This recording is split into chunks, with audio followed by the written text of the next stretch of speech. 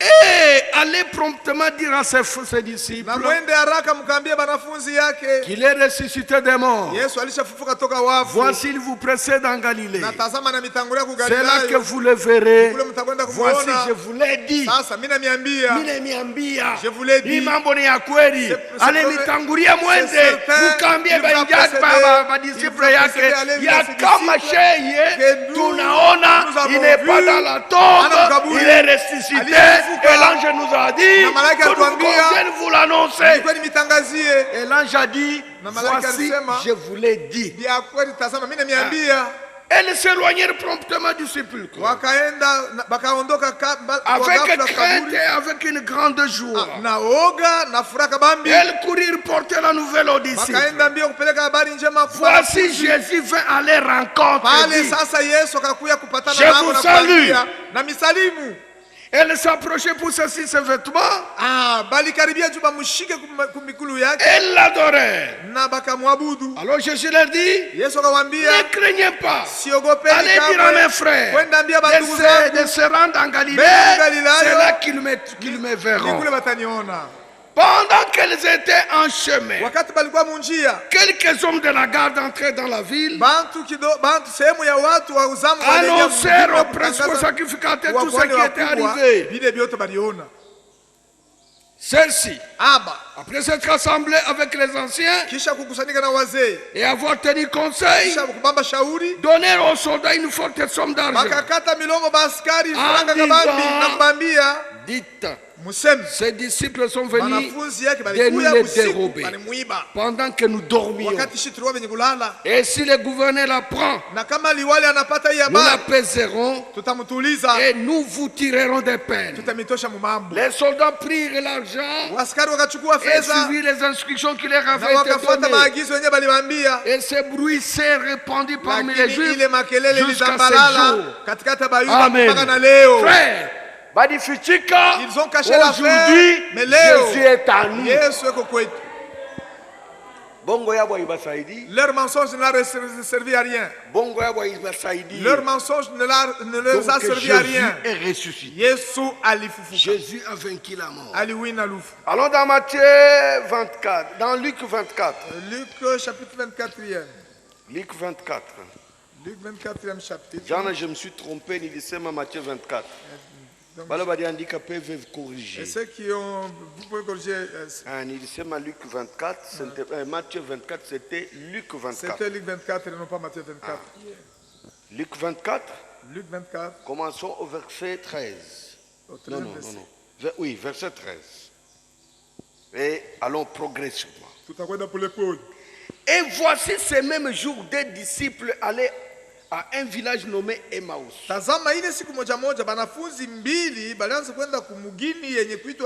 Éloigné de Jérusalem de 60 stades. Et ils s'entretenaient de tout ce qui s'était passé. Pendant qu'ils parlaient et discutaient, Jésus s'approcha et fit route avec eux. Donc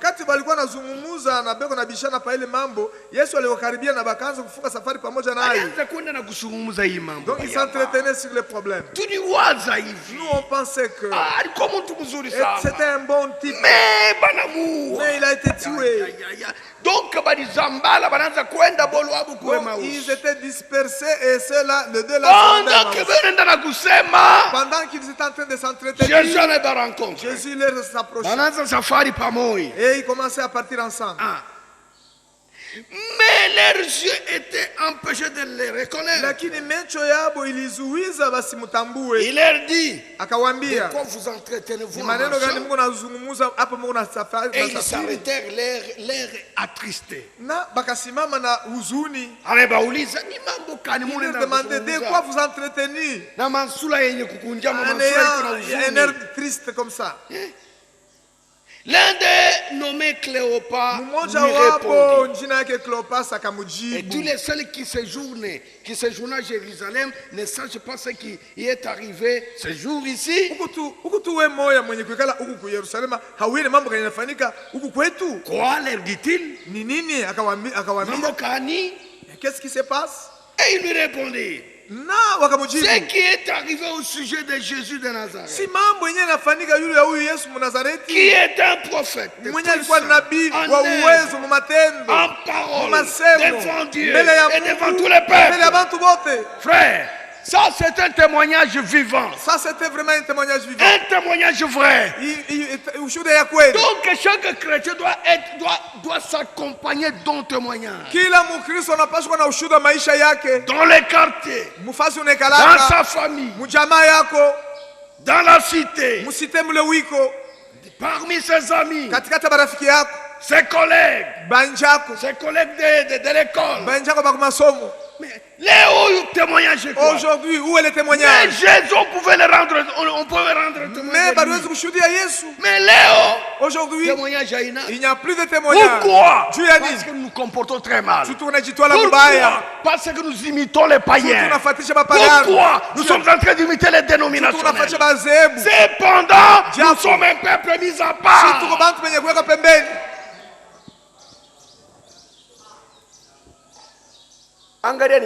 Écoutez que je vous en parle. L'enlèvement, c'est une réalité. Comme le salut est la réalité. Celui qui s'amuse de lui-même.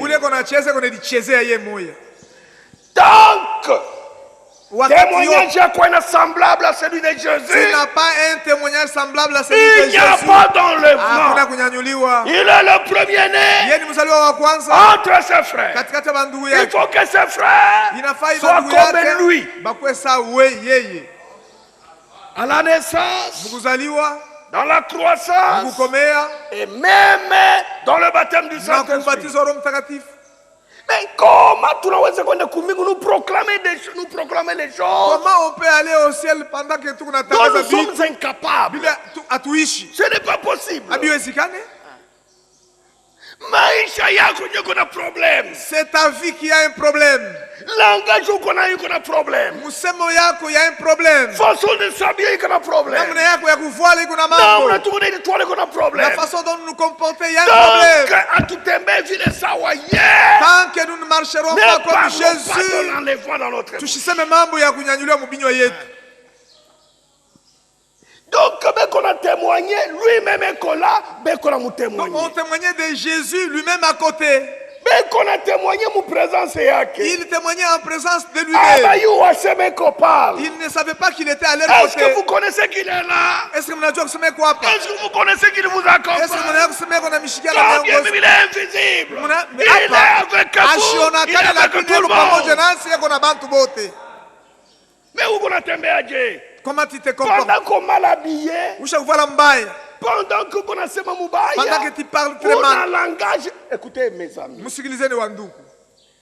le monde a son langage.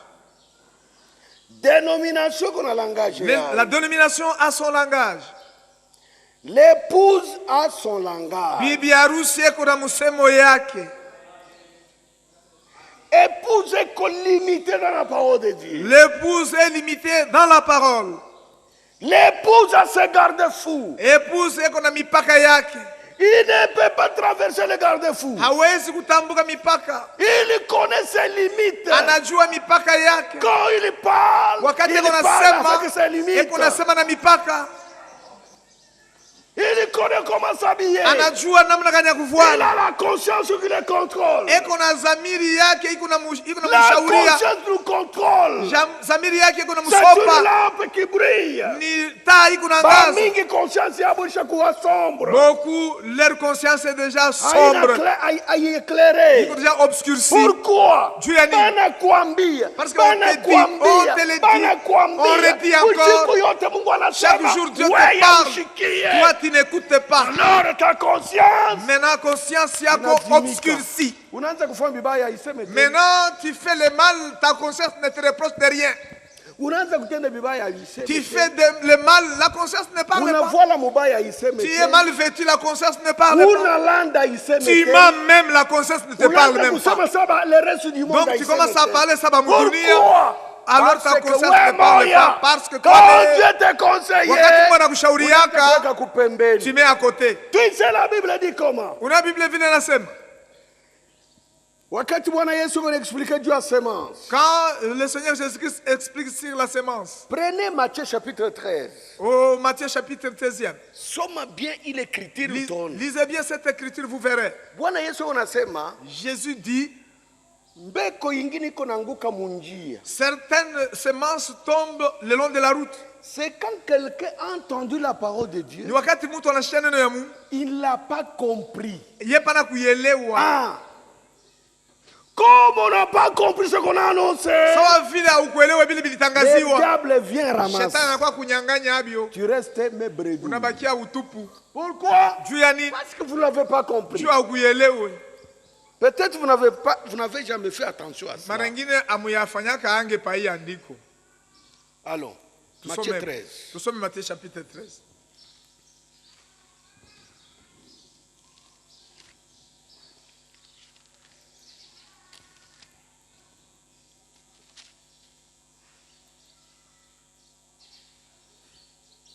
Verset 10.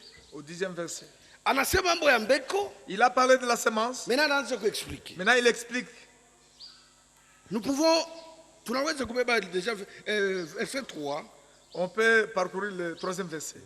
Il est par en parabole sur beaucoup de choses. Elle dit un semeur sorti pour semer. Comme il semait, une partie de la semence tomba le long du chemin. Les oiseaux verts et la mangèrent. Maintenant, écoutez l'explication. Au verset 10. Au 10e verset. Les disciples s'approchèrent et lui dirent, pourquoi leur parles-tu en parabole? Jésus leur répondit, parce qu'il vous a été donné de connaître les mystères. Les mystères du royaume des cieux. Et que cela ne leur ait pas été donné. Car on donnera à celui qui a. Et il sera dans l'abondance. Mais à celui qui n'en a pas, on ôtera même ce qu'il a.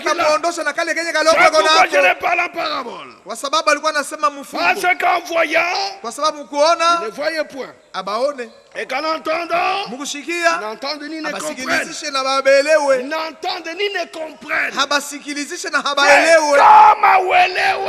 comprends rien, ça ne finit pour toi. Les problèmes qu'il y a là, nous écoutons avec les oreilles. Mais nous comprenons avec le cœur.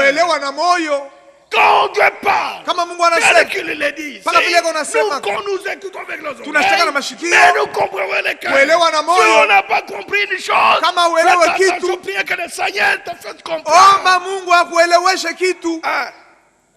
Si tu n'as pas compris, ça n'est fini de toi. Maintenant, on te pose la question, qu'est-ce qu'on a prêché aujourd'hui? On a dit, c'est ça la réponse. Ça n'est fini pour toi. Nous venons pour écouter et comprendre. Et le Seigneur Jésus pouvait dire, écoutez et comprenez. Oui, mon frère. Maintenant écoutez.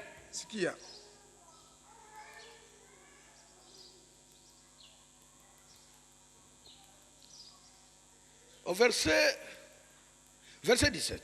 Au 17e verset. Je vous le dis en vérité. Beaucoup de prophètes et de juges ont désiré voir ce que vous voyez. Et ne l'ont pas vu. Entendu ce que vous entendez. Et ne l'ont pas entendu. Vous donc, écoutez ce que signifie la parabole du semeur. Amana ya fumbo ya mpandaji. Lorsqu'un homme écoute la parole du royaume, neno ya ufalme, et ne la comprend pas, le malin vient enlève ce qu'il a semé. Le malin vient enlève ce qui a été semé dans son cœur. Cet homme est celui qui a reçu la semence le long du chemin. mbeko yenye ilianguka kubalabala. Tu n'as pas compris. Kwa sababu hakuelewe. Alors le diable vient il arrache. Shetani anakuja na binyang'anyi. C'est toi-même. Ah, maintenant, quand vous venez ici, avant même de quitter la maison, Seigneur, je vais à l'église. J'aimerais comprendre ce qui se dit. Beaucoup ne comprennent pas. La chose est semée dans le cœur. Tant qu'on n'a pas compris, on n'a pas compris l'essence réelle de la parole. L'ennemi vient, il arrache, il te laisse vide. Maintenant, tu vas vivre comment? Dieu a compris dans la personne que c'est que vous avez compris. La Bible dit, la parole est semblable à la pluie. La pluie ne peut retourner là où elle est venue. C'est pour autant donner aux semeurs les fruits de leur semence. Ainsi la parole de Dieu ne peut retourner à moi, Dieu, avant qu'elle n'accomplisse le pourquoi elle a été envoyée. Mais la parole est venue. La parole nous est annoncée. C'est pour que la parole de Dieu s'accomplisse d'elle-même. Le problème qui est là-bas, que la parole trouve la bonne terre. Et qu'on la comprenne. C'est à ce moment-là que la parole accomplira le pourquoi elle a été envoyée. Mais où est-ce qu'il y a l'ouako? On a tout connu dans la sourate. Maintenant on te pose la question. Qu'est-ce qu'on a dit? Qu'est-ce que vous avez entendu? Oh, c'est comme si. C'est comme si. C'est comme si. Voilà. Vide. Zéro. C'est que tu es venu, tu sors zéro. Le diable arrache tout. Pourquoi tu es venu? C'est pourquoi vous voyez nos vies demeurent semblables. La parole elle-même fait son œuvre. Si vous prenez une semence, vous semez dans la terre. La semence elle-même, en elle, il y a un pouvoir. Il y a un pouvoir dans la semence. Et la parole de Dieu comparée à la semence. Elle-même, si vous lui donnez seulement la place, et que vous l'avez compris, elle se transforme. Tu verras la parole de Dieu s'accomplir. Parce que vous ne comprenez rien. Surtout quand parole vient à l'encontre, surtout si la parole va à l'encontre de ce que tu es. Je te parle en secret. Il te dit ce que tu es. Oh, unafanya abstrait. Unafanya uone saa ukonaona. Donc tu fais abstrait. Unaweka kupembeni. Kuna kuisha. Ile maisha yako. Cette vie-là, ta vie-là va demeurer telle quelle. Tu seras toujours désordonné. Dans l'adultère, tu vas continuer dans l'adultère. Jusqu'à ce... C'est comme ça que nos papas disaient. Pour dire jusqu'à Susuka. Ça va t'amener là où tu voulais